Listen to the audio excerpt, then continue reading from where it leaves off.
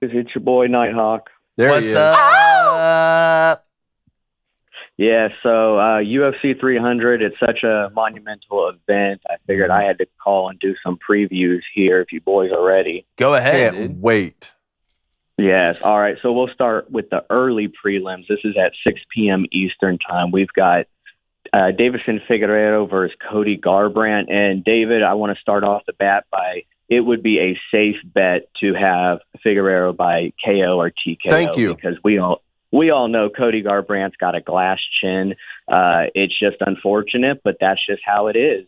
That's exactly why. That's what I said. That's why take him. That bet's at plus 175. What was your parlay again? It was so. Well, I'll get to the parlay in a second because I want your thoughts on that, Nighthawk. But the Figueiredo, I was thinking the same thing. I mean, that guy's been knocked out several times now.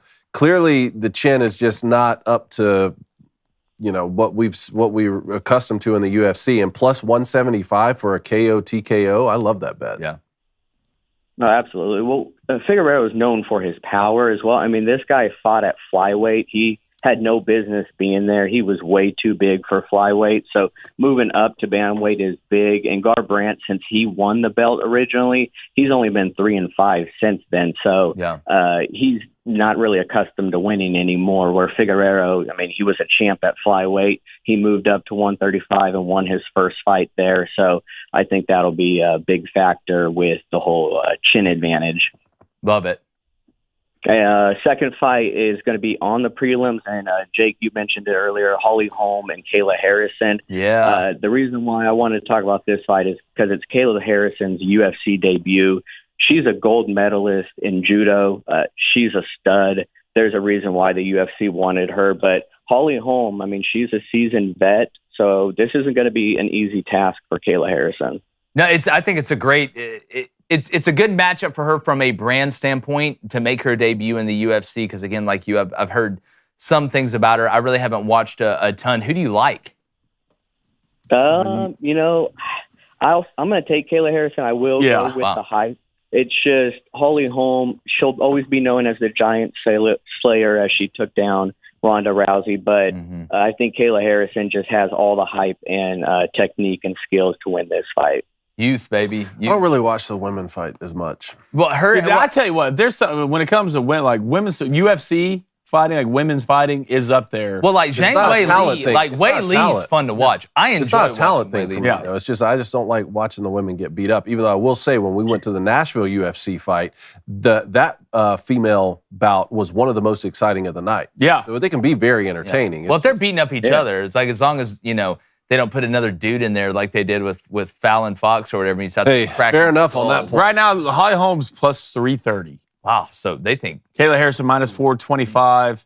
Did Holly Holm cut a bunch of weight for this fight? I mean, the women don't cut as much weight as the men do. Amanda Nunes obviously will be known as the most who cuts weight. She's really big, but as far as Holly Holm goes, I mean, she probably may cut close to 15 pounds, which isn't as much as some of the others. Yeah. Okay. Gotcha. So what about Gaethje Max Holloway? Is that one going to happen? Oh yeah, that's the fight. That's exactly what I wanted to talk about there. This to me has shades of Michael Chandler versus Justin Gaethje. It's going to be an all-out brawl. I've actually been calling for this fight for over a year now. I actually tweeted out to Dana White. I said, you need to make this fight happen because Holloway is really big for featherweight. And he kind of was just sitting idle because of how dominant Volkanovski was, that he didn't have anywhere to go but here. And he fought Justin Gaethje at 155 before, and it was an all-out brawl then, and I expect this fight to be an all-out brawl as well. But you're not going to see a single takedown attempt the whole fight. You're just going to see them throwing hands, robots. That's what I want to see. And yes. Well, Blaine, you talked about it earlier, but Max has never been knocked down ever in his career. No. That's how much of a chin he has. He does not spar. That's a fun fact. Is unlike other fighters, Max will not spar during his training camp, and it seems to be working because he's yet to be knocked down. Dang. Yeah. So this ain't gonna be a fight. This is gonna be a brawl. Yeah. Yeah. And well, sign me up. That's what I'm here to watch. Plus 130 on Max Holloway. So what do you think about my four-fighter parlay here with Pereira, Bo Nickel, Aljo Sterling, and Figueiredo at plus 272? Oh, I would take that all day. Actually, the only fight there that's going to be tough is the Pereira fight because Jamal Hill is a stud on his feet. Bo Nickel, I mean, he's a heavy favorite for a reason. But the Aljamain Sterling, in my opinion, should be the biggest actually favorite on the card because he's fighting a boxer in Calvin Kattar. And Calvin Kattar, I like the guy, great boxer, but does not know how to wrestle. And Aljamain Sterling has actually probably. I don't know much about him. I don't know much about that. Yeah, I haven't heard that name. Is that all favorites in your parlay, Dave?